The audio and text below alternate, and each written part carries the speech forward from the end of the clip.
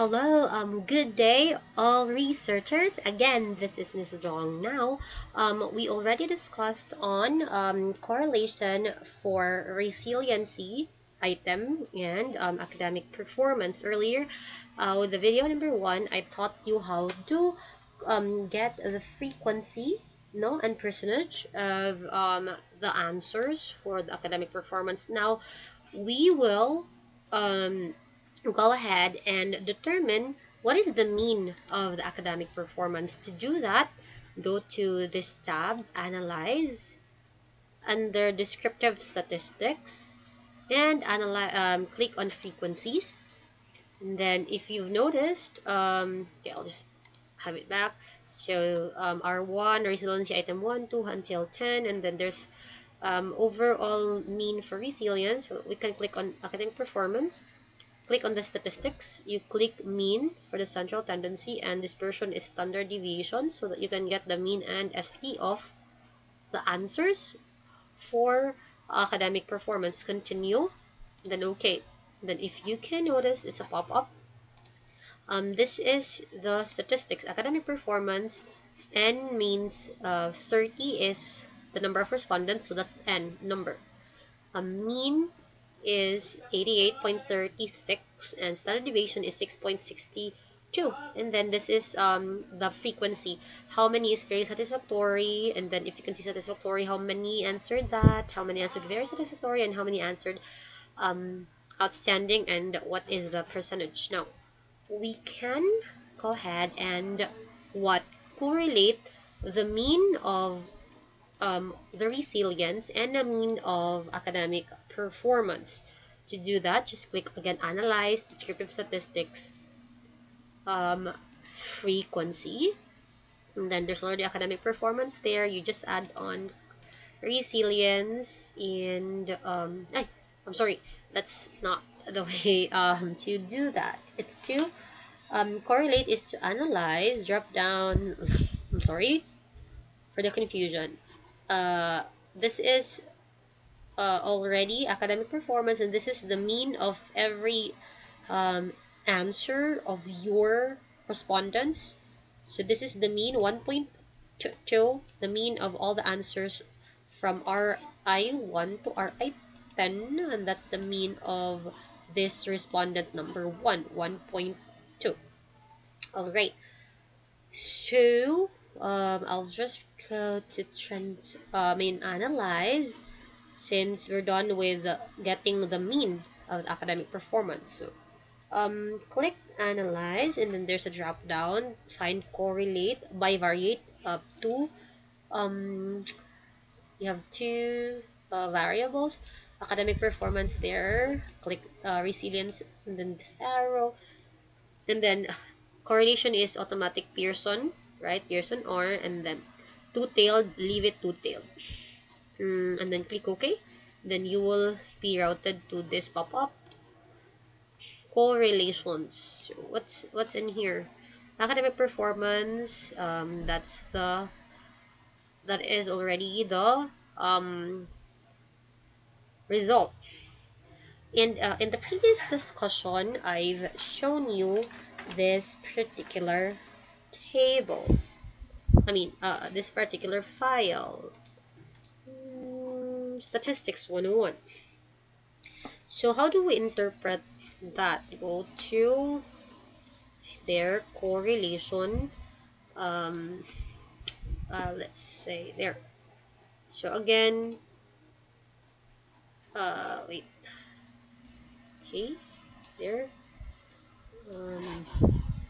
Pearson correlation is negative 0.274. It's still the same, negative 0.274. Do not be confused. Sig two-tailed is 0.144. Sig two-tailed is 0.144. N is 30. N is 30. Okay, so let us now interpret this one.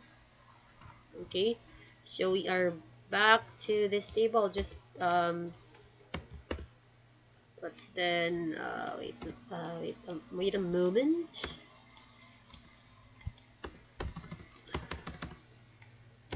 sorry. Okay, sige. Ito na siya yan. Okay, sige. For R value, again, R is Pearson correlation. So we have negative 0.274. I mean that's the same one. Okay, and then sig 2 tailed is same lagi sila. Mag answer man. Okay. So ano siya actually, and then reject or accept HO. So again, what is the level of significance, diba? Sa atong hypothesis at 0.05 level of significance, the following hypotheses were tested. So if your p value is less than 0.05, you are to what? Decision is to reject the null hypothesis and there is no significant correlation. If the p-value is more than 0.05, accept the null hypothesis, there is no significant relationship. That is for the p-value. For the r value, let's go ahead. Kaya ang r value niya is 0.144.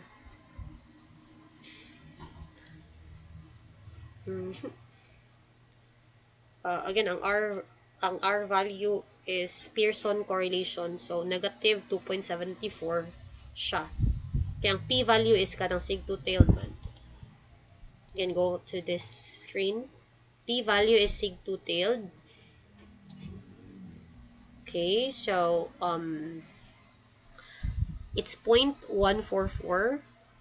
It is more than the 0.05, therefore you accept the null hypothesis. So that nasa ito example kanina, di ba? Accept HO, there is no significant relationship di siya. Negative na pagyud ang atong R value, di ba? Unsa to ang R value? It results the relationship between the variables ranges between negative 1 and positive 1. If R is negative, negatively correlated ang direction sa relationship. If R is positive, positively correlated ang direction sa kanang relationship. Alright, so that is the magnitude or strength. That is the rather direction. Unsay meaning if negative? Negative siya in a sense that opposite ang direction, meaning kung usa taas kaayo, ang usa mubo kaayo. So in this case, if taas kay ang resilience, mubo di ay ang, or if taas kay ang resilience, down sa daang academic performance, and the reverse is true. So kung taas kayo ang academic performance, less ang resilience. So muna siya tong sa example. If positive, unsay meaning ana? Ang direction sa relationship kay kanang the same. So kung ana ka og positive nga direction sa R value, kasi to atong kanang R value ang Pearson correlation, no? So kung positive gani kay meaning same direction mo, taas gani ang usa ka variable, taas ang usa ka variable. For example, kung dili ni negative ang resilience ni, kung positive ni siya, kung positive na siya, meaning nagkataas ang resilience, nagkataas pon ang grado or ang kanang performance.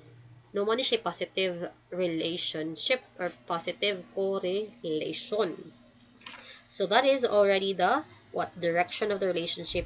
And then another interpretation sa R, kinuha man gud ang R value, no? Ang R value or ang Pearson correlation nga value. It determines first the direction of the relationship, negative, positive ba? And it determines the magnitude or strength, unsa ka kusgon ang relationship sa duha ka variables. Diba? So, unsa man na, weak or very weak or strong jud kay sila og relationship. So, ma-positive or negative na siya, ingon ani siya. So, kung negative 0.19, very weak. Kung positive sad siya nga 0.19, very weak. Ana na siya, no? So, example, no, sa ato, ang R value niya na to, Pearson correlation is negative 0.274. Unsa man na siyang negative 0.274?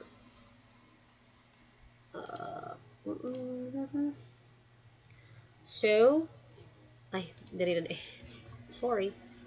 Negative 0.274. Negative 0.274 around here. So, weak ang unsa man, weak dai siya ang magnitude of the relationship. So, weak siya tas negatively correlated pagid siya.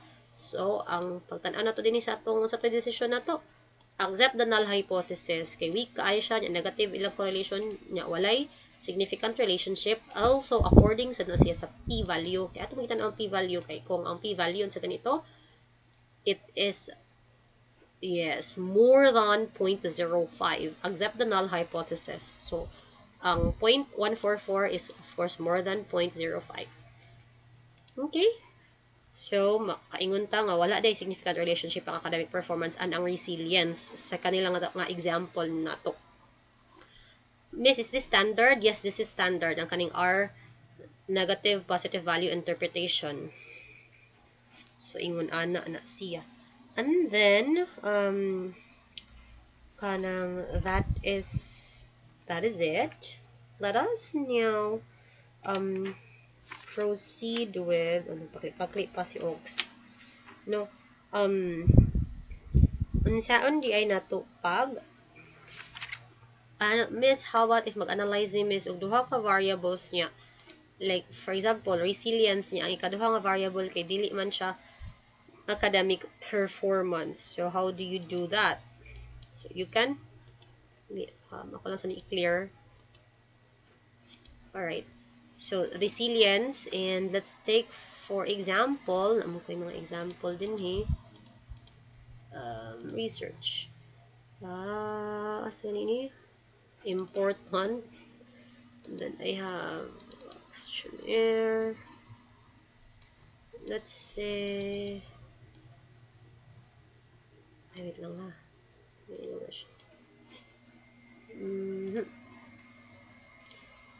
Okay, so dara academic motivation scale. So either you go to school, sa motivation niya nga mo go to school. Tanawin ninyo kung naabay mga kuan dara reversely scored. Intrinsic, okay, wala ra may reverse scoring ano niya. So example kani academic motivation AMS, academic motivation scale. So pwede na siya AMS 1. Na siya no. Kani number 1, I need to a high paying job. AMS 2 isa. AMS 3 until what? Until 28. Okay. So let's just say until 10 ra siya for the sake of example. No, again, example naman niya siya. So kanang para lang makita ninyo ang unsay iyang kanang itsura.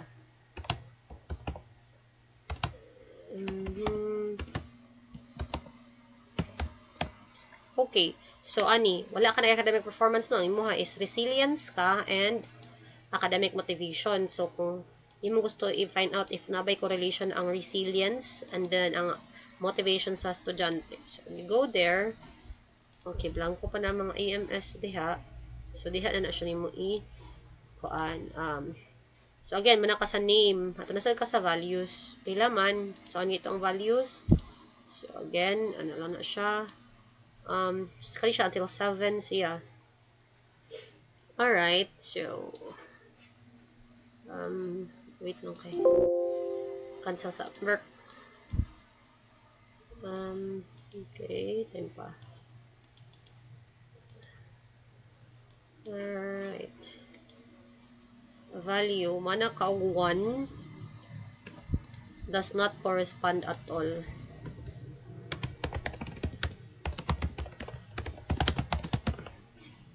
Add. Ang 2 and 3 corresponds a little.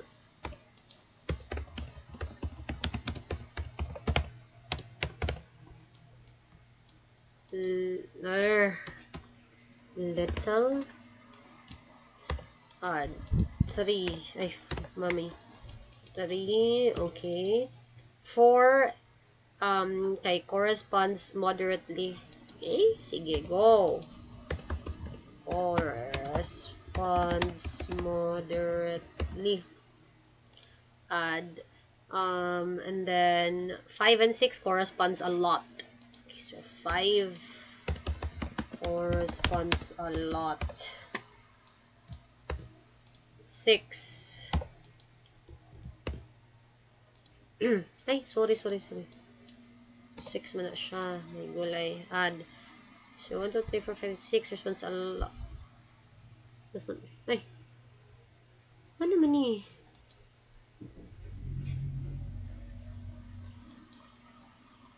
Ang 6 kay corresponds a lot. Isa 5 corresponds a lot. And then 6. My goodness. Ano man eh? Okay. So, be careful good mo ani. No? And then 7 kay corresponds exactly. Okay. Again, asa ganini ako kaon ang kanina adini sa values, dili ta magbut-buot na siya sa imong scale. Na siya sa imong questionnaire. Okay? Add. And then, so 1, 2, 3, 4, 5, 6, 7. 7 siya taman. Okay. And then, saan ganito na to? So, since kanin orange siya, ano lang mo. Okay? And then, orange na siya, meaning, pwede na nimo kanang copy, kay highlighted na siya. So, paste lang ta. Control V, Control V, Control V, ana. Okay? Para dili na ka magsiot. Tanawa na. 1 to 7. Okay. And again, manaka sa name, manaka sa values. Unsa to'y sunod? Very good. Adto ka sa measure. Okay? So, scale ni siya because Likert scale imong gamit. So, scale na siya. Don't forget to change that. Once you're done with the scale, so you're done with the variable view, go to the data view and then you can see there. So, again, pila ganito, 1 to 7 man ang iyahang measurement. So, pila ka mag-check ani ang iyahang, wait lang, ang iyahang item kay, why do you need to go to school? Because I need a high-paying job. Unsa man siya, ato siya sa kanang corresponds exactly. So, for example, ganahan siya na so 7. And then, because I experience pleasure and satisfaction in learning new things, so, tangtalag 6. And then, what else? Ano siya? Because I think that high school education will help me. I really like to go to school, blah, blah, blah, to prove that I am capable. Then, wow, school is fun because I want to have a good life. Unsa man siya? These are positive statements. And then, unsay motivation niya? Intrinsic siya, to know, experience, siya extrinsic motivation sa siya. So, gina-categorize mo siya into intrinsic and extrinsic motivation and motivation. So, if you can see number 5, honestly, I don't know. I feel that I am wasting time in school. So, muna siya mga negative statements, no? Therefore, tanaw lang ta sa, dili na siya, it's a kind of motivation. Okay, so, walay reverse scoring, ani. Okay, wala siya. Okay, so, naalala din ha. Sige, ito siyang kalingawan ng answer, no? So, be careful, good sa mga pag-type, kasi na mabot 55, or no? Ay, wrong. Wala naman siya. Delete. I'm so sorry. I am still currently, okay, so wala na siya appeal dila sa variable. I'll just clear that, no? So, you can do the same. Ana ra siya. Ay, walay, di ba? Walay 8. 7 na taman. So, marong na siya. Okay. So, you have to be very careful in interpreting. And then, talang 5 ni 1, 5. Okay. For the sake of example, manino.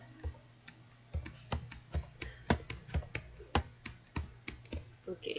And then, ato lang na siya i-copy for the sake of example. And then, wala 8, no? 7, 6, 7. Okay. Ang talang 3, 2, ano na siya. Okay. Next is 1. Ano na siya? Okay. So, ito lang na siyang i-copy and paste. Okay. For the sake of example naman so, natagsa-tagsahon dyan na ninyo kada usa sa item ninyo, pilang answer niya, sa iyang mga ipang answer. And then, be careful nga 7 na siya taman. So, dili na malapas kung 7. Kung dili na ayun ay missing, ma-error na siya. Be very careful. Okay, so ako na siyang answers niya. Kintahan mo na yung mga answers. Okay. Nauban, sample. Puro 1 ang answer niya. Usay, may 11 na siya. Ako ka na 22. Because, wala siya na bantayan. Kanya, uban, dili, mamisan o butang. Okay. So, 57. See? It's a proof nga, kinanglan dyan siya nga, careful ang inyong kuanan. Okay. So, mananan siya, tanan, manang inyong RI, resiliency item, AMS, academic, motivation scale. So, since you're done, again, you get the mean and standard deviation of your kada variables. So, let's just click, get the mean and standard deviation, click transform, and then transform, then compute the variable, and you are going to label. So the target variable first is resiliency. So resilience, resilience, and then reset lang na nimo siya, resilience, no? And then numeric expression, again function group, you go to what, statistical, and then double click mean, and then diri na ta. Okay, ay basta open me, ay hala, si median siya, patay, wrong na dayon. Okay, very careful ta, statistical niya, mean. Okay, very good, mean, open parenthesis, RI1, comma, basta dili ni mabutangan og comma, error na, dili na siya ma-interpret, comma, RI5, arrow, comma, RI6, arrow, comma, RI7, arrow, comma, RI8, arrow, comma, RI9, arrow, comma, RI10, arrow, and, close parenthesis, then, that's already mean, okay, then, dili na siya makita. Oopsie, lakas naman eh.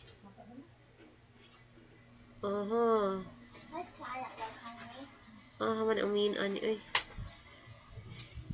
Di naman kalali lang ha. Compute resilience mean. Ano dere? Balik ko na ko eh. Yep. No. Okay, balik ta. Sige. So, ato ta sa, again, click transform, compute variable, mean, RI1 to RI10, click OK. Yep. Okay, compute, dara. And then, if you see, dara di ay na siya. Dara, resilience. So, dara ang mean. Sa kaning respondent number 1, kada answer niya sa resilience items lang, kutob sa resilience items nga 10 ka book, 1.2 ang iyang resilience. Mao na siya niya kani ana, tagsa na siya nga mean sa kada item. So karon let's do the mean and standard deviation for kanang mean scores for kanini not resilience but AMS or ni academic motivation scales. So kani siya ating iyan academic underscore motivation underscore scale, and then wala na siyang i-delete, no? And then ito ka sa statistical mean, okay, na AMS1, go academic motivation scale number 2, comma, AMS3, arrow, comma, AMS4, arrow, comma, AMS5, arrow, comma, AMS6, arrow, comma, AMS7, arrow, comma, AMS8, arrow, comma, AMS9, arrow, comma, and 10, last one, okay, then close parentheses, okay. So when you see that, nanadara, kaya siya no, academic motivation scale, pwede na siya pagamihan din ha, para di kayo siya kalas og space, ana. Okay, so na siya ang mean scores, no? And then, if ganahan ka makabalo sa, ano siya is mean score sa kada item, mean score sa kada item. You want to get standard deviation of the entire resilience, you can go to analyze descriptive statistics frequencies. Ito kasi resilience, Ito ka statistics, mean and standard deviation, continue lang, okay. Dara. So, resilience. Total mean of the resilience, this is what weighted mean. Bali, mean siya sa kada tanan nga mean scores. And then, mo niya standard deviation niya. And then, another percentage. Okay, so 30, walay missing. Let's go and, mana siya sa resilience, no? Kani siya, unsa ni 1.2 miss, mana siya ang mean scores sa kada respondent. Okay? And then, kani siya, mean scores sa kada respondent sa academic motivation scale nimo. Okay, so if you want to get the weighted mean, unsay mean sa tanan, sa tibuok answer sa 30 correspondence, again, go to analyze, descriptive statistics, frequencies, ibalik na nimo, ito na kani, academic motivation, itang nimo siya dira, statistics ka, check mean, check standard deviation, you continue, okay. And then, dira na makita. So, diri, ang mo ang una na ito gikita, no? Si resilience. Karon na sa academic motivation scale. Mo ang tibuok mean and tibuok SD or standard deviation niya. And then, that's the frequency. Okay, so now, since nanakay mean standard deviation, karon sa kanina na to, miss? You are now going to, kanang, correlate the data since ang imong study man is to simply correlate the two variables that you have. Okay, so since manatag ko sa tag mean and standard deviation sa mean score sa resilience o mean score sa academic motivation, now let's correlate. So ang ihang pamaagi again dito ka sa analyze. Okay, aray ko po. By the way, transform.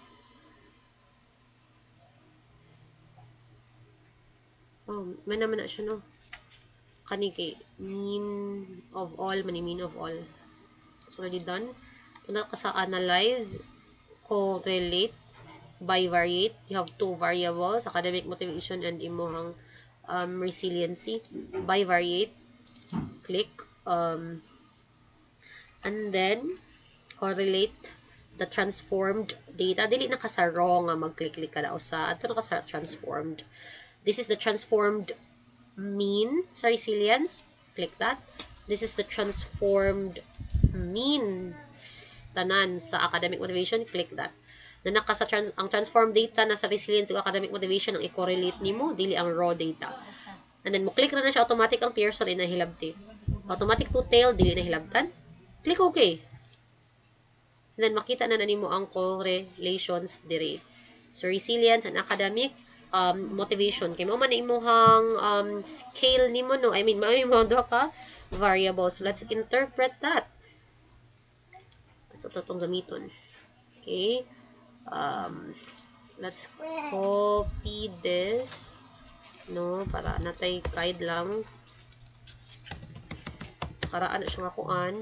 Then, ito lang siyang i-delete ang mga naadere. Alright.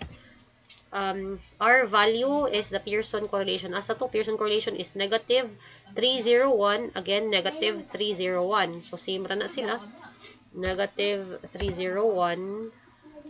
Negative 0.301. Sorry po. Negative 0.301. Resilience, and mo na siyang R value, dara, Pearson correlation, negative, kita ka. P-value, sig-to-tailed, is 0.107, sig-to-tailed, 0.107. 0.107, okay, 0.107, 0.107, ito ba? Okay, make sure sakto dyan ang mga digits dara, we have to be careful with, attention to details, sige na, labi na kung kaning mga, okay. So, ito na nang i-interpret. Statistics. Okay, ispog diri gamay. Let's take a look at this. Sa ato ang p-value sa ta first. Again, p-value. Balik ta sa kuan. Okay. Again, ang level of significance is 0.05. So, let's take a look at the p-value. Ang p-value is 0.107. Again, it is what? More than 0.5. Therefore, butang diri, accept HO. So, we accept the accept the null hypothesis, and then there's no significant relationship. I know. Now, let's take a look at the R value. Ang R value kay negative siya. So, kung negative, sa gani na, negatively correlated siya. Unsay meaning anang negative correlation gani? Meaning, ang iyang direction is opposite. Okay, so kung opposite direction, meaning, kung ang isa ni increase, ang usa ni decrease. So, mao na siyang negative yung correlation. Let's go to the R value interpretation. Unsa ni siya? Negative 0.3. Asa man ni mabil adere? Negative 0.301. So, nani siya around here. So, weak ang iyahang what? Strength or magnitude of the relationship. Weak ang iyang magnitude relationship. Tapos, negative pag ang iyang correlation. Negative siya ang direction, meaning, ang usam increase, ang usam mo decrease. So, unsa man atong decision ana, accept the null hypothesis. There is no significant relationship kani sa ato ang naa din ni sa atong data set. Negative di ay ang, so no significant relationship between what? Between your resilience and academic motivation scale. So, meaning, kanang, meaning, taas ang iyang resilience, low ang iyang academic motivation scale, or low ang iyang resilience, taas iyang academic motivation scale. Kaya sa man, again, negative man ilang correlation, so opposite direction siya. Kaya negatively correlated man siya. Okay, so that is how you are going to have the inyuhang data analysis sa inyuhang SPSS. Again, this is for descriptive correlation. Descriptive correlation. So, example din yun. Chapter 4 nila, total mean score of authoritative, total standard deviation niya. Tapos, unsay range, din ha. By the way, kanang unsa ni siya ang range, miss? Asa na nato makita? Unsa na siya pagkuha? Nasa diri. Social competence niya. Ay, legend. Ang 4.2, kay mo ni very behave. How do we determine the range di ay? Kay tanawa ha, sa exam na sa uban diri example na look at mean range, high, moderate, low, mo na siya ang range niya. Kay ano man ni siya? Kaning Likert scale is tulo ra man ni siya. High, moderate, or low. Unsa man pagko ang range tara? Mo ni siya ang kanang how you compute the range or the class interval CI. The formula is HV minus LV divided by number of descriptions. In the example here, this is based on a 5-point Likert scale. So, 5-point scale ka. Ang highest value sa imong 5-point Likert scale, of course, 5. So, 5. Ang imong lowest value is 1. 5 minus 1 divided by number of descriptions. So, number of items in the scale. So, technically, ang highest value mo sa number of items. So, divided by 5. So, 4 divided by 5 is 0.8. Therefore, the range, ang class interval is 0.8. So, since 5 is the highest value sa ato ang Likert scale. So, 5 minus 0.8 is you get the 4.80. So, 4.80 to 5.0, very high ang interpretation. 4.80 minus 0.8, you get 3.40.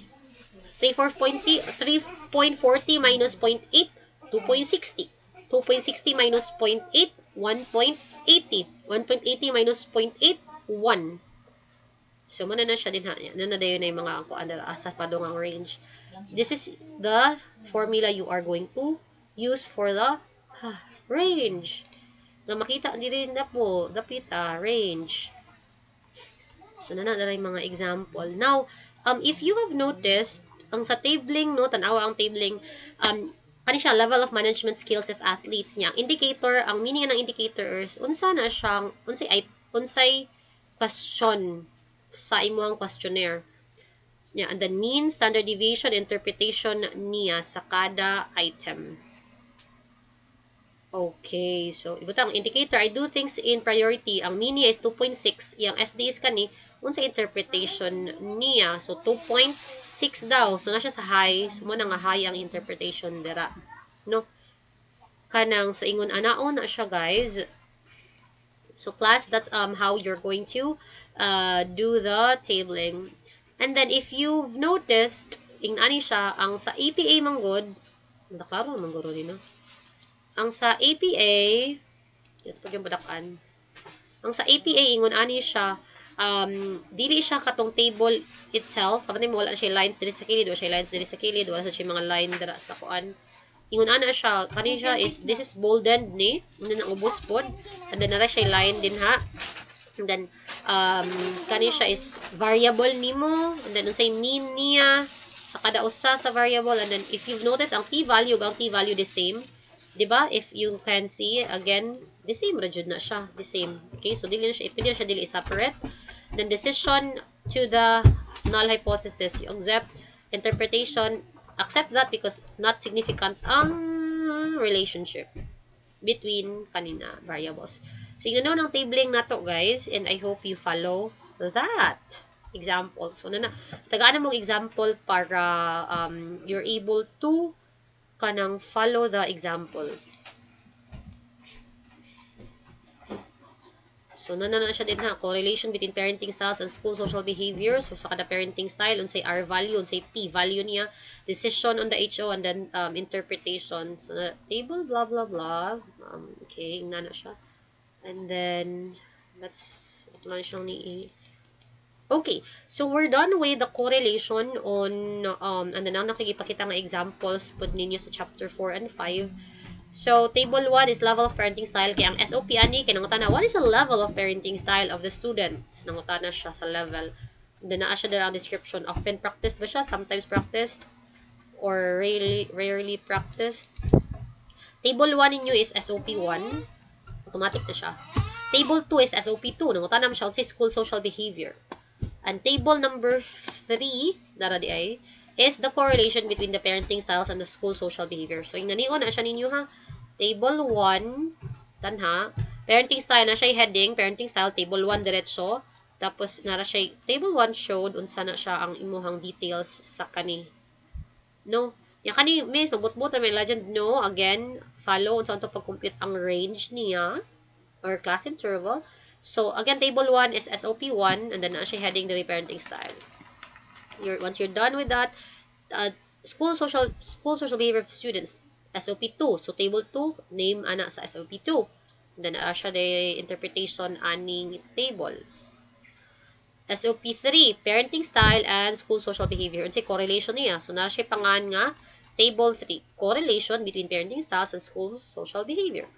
And then, na R value o na P value. Sa mga ganyan ninyo, levels ninyo, if you'd notice, it's mean scores and standard deviation. Total mean score and standard deviation. But here is R value, P value. Decision on the null hypothesis, and then what's the interpretation of that. And then, thus, it's rejected. On the other hand, there are most sufficient found. Blah, blah, blah, blah. Okay. So, yung na siya kadali actually. Then, tari na din sa chapter 5. Summary of findings, 1, 2, 3. And then, si conclusion nimo. And, si recommendation. Ano may S? Again, that is it for correlation, no? For, if duha imong variables nga, let's say, RI, resiliency, item 1, and then if resilience imuhang variable, and unsa ni academic motivation scale. Yes, atong interpretation based on this one, unsa to? So makaingon ka nga there is no significant relationship di ay sa resilience and academic performance. Sa resilience and academic motivation. So wala day siya relationship ang duha. Okay? So, mauna na siya. Again, this is constant ni siya. Okay? And that's it. Okay, so this is the video 2 for the SPSS, and this time daily academic performance ang imuhang ano sa tawag ani? Variable but another nga naa siya scale. So nato ra gihapon. By the way, for academic performance nalang ko i-add guys kay wala ni siya na-appeal sa previous nako nga lesson. So let's say lang ha, academic underscore performance there and then ang values niya kay let's say 90 100 is highest or outstanding na lang na B na lang good na niya add 99 98 97 tang talag daghan kay outstanding 96 95 and then 94 above average 93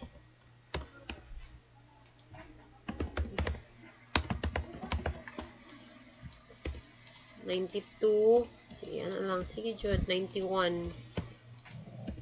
butang talang 90 mura na siya diha ra kay imong target butang talang imong target kay mga with honors and all so okay na siya just scale lang na siya fine and then go here and then makita na nato ano na academic performance din so magbutang na lang kong 99 98 98 98 97 94 94 92 90 ay hala control Z 91 91 careful yun tano 98 99 100 99 96 97 98 94 95 o diba 9 og 4 na lang 94 yada yada yada delete that and then ako na lang siya i-copy sulat-sulat na okay sakto kayo. How do you compute for the mean ani ni academic perf? So how do you compute for the mean? Go to analyze descriptive frequencies, academic performance, naibalik sa academic performance sana na statistics, mean SD continue okay. Kita na dara. Academic performance ang mean niya is 96, ang iyang standard deviation is 2. Standard deviation is 2. And then makita na siya dara 30.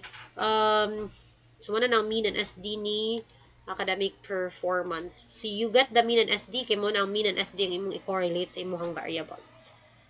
No, remind lang ko ha sa mga students, okay? So mean ang SD ang imong i-correlate diretso. Again, this is video 2 for SPSS. Wala pa ta nag-talk about unsaon ang difference, di ba? Katong na yung mga nag-tackle about gender difference, unsaon, wala pa na nato na take up. And as well as ang regression, katong predictive. Does this variable predict the other? So, next na lang to siya nga lesson. For now, these are the lessons nga itong gi-cover. Alright, so, manata sa kanang duha ka variables nga kuan if usa is this particular one and then ang usa is academic performance and manasad ta if kani nga variable nga naa scaling. Okay? So done na ta ana sa to ang descriptive correlational. Thank you so much everybody. I'll see you guys on our face-to-face next face-to-face next online class. Stay safe, stay healthy. Bye researchers.